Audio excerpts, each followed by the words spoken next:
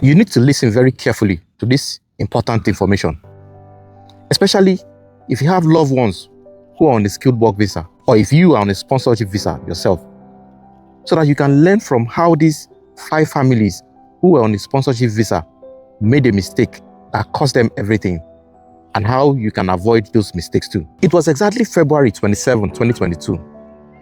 This family of 5, they arrived in the UK with a 3-year skilled work visa from their home country to work in the care sector. The husband happened to be the main applicant, while the wife and the 3 children were his dependents. 2 months after moving to the UK, the wife landed a very good remote job with a decent pay. The husband, on his part, his job was going on fine. As time passes so quickly, 2 years out of the 3 years had passed. They now have 1 year left to renew their contract. He said he approached the manager to remind them of his intention to renew his contract with them. But the manager asked him to hold on, since he still have enough time left on his visa. In fact, the manager asked him not to worry.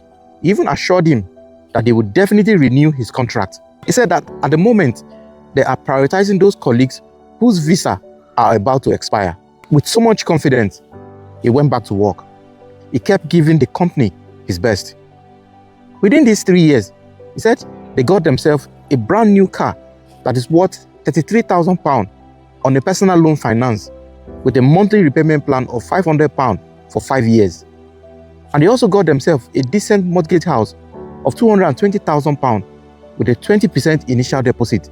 For them, it was a dream come true. From time to time, he will pop into the manager's office to remind him of his contract extension, and the manager will assure him as usual. As time passes, he began to notice some changes in the way the company rationed their everyday supplies and consumables in general. At first, this didn't mean anything to him.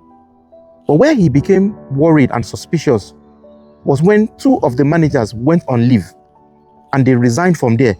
They never came back. And during that time, he said he already have 3 months left for his contract to come to an end. At first, it came as a rumor, but eventually, the management broke the news. The management broke the news to them that their company has been sold to another company, that in 3 months' time, the new management will take over fully.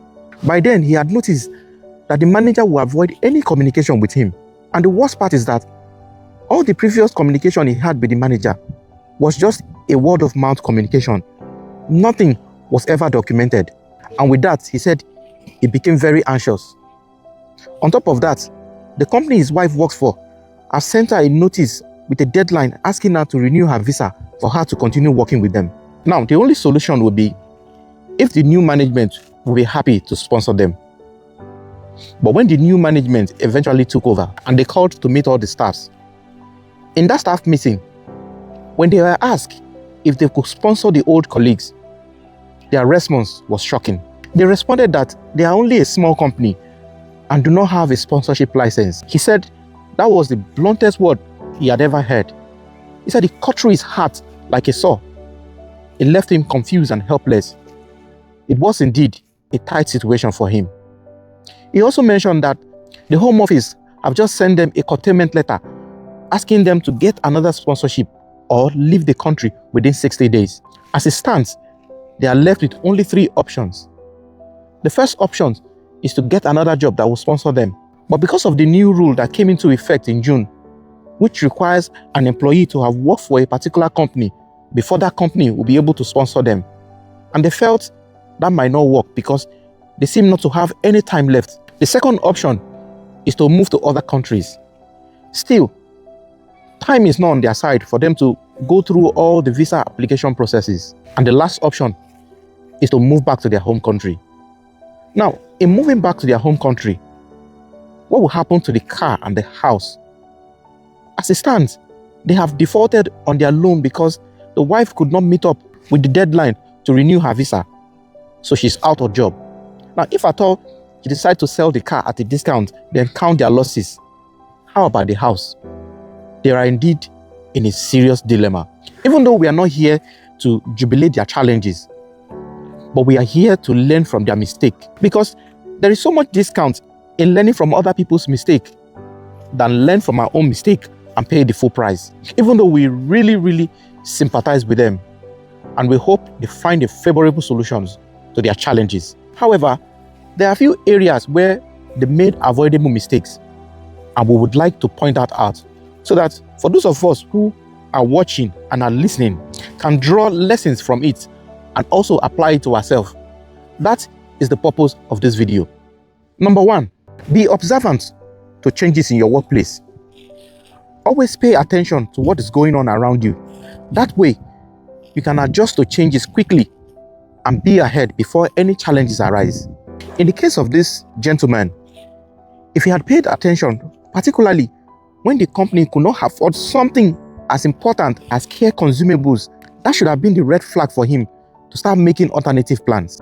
And number 2, in the workplace, if you must communicate something very important with your manager, it is best to communicate via your email, especially if it's a very important issue that affects you and your job. That way, you have evidence to back you up should things take different turn. Do not take people for their words. If the communication is not documented, they are most likely to deny it. It will now be your words against theirs. Number 3, join a union. I can't overemphasize the importance of joining a union, especially nowadays where prices are rising.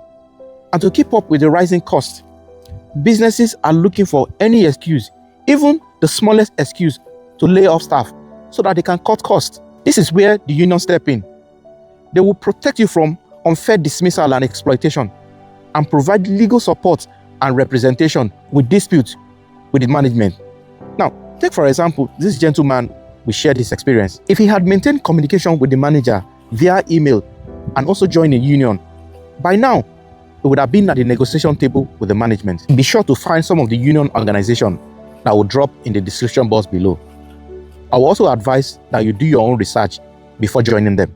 And number 4, be patient. Immigration laws are changing every now and then.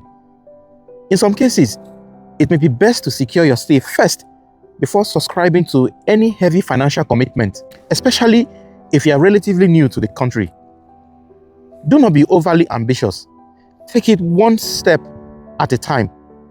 Do not give in to the temptation to do things because other people are doing it, when in reality, your circumstances are different. It may be best to weigh your options carefully before making any financial decision. I hope you find value in this video. And if you have watched this video up to this time, I want to say thank you. Be sure to check out this video where I shared the experience of another gentleman who was arrested by the UK police and he was charged to court. I will see you in the next one.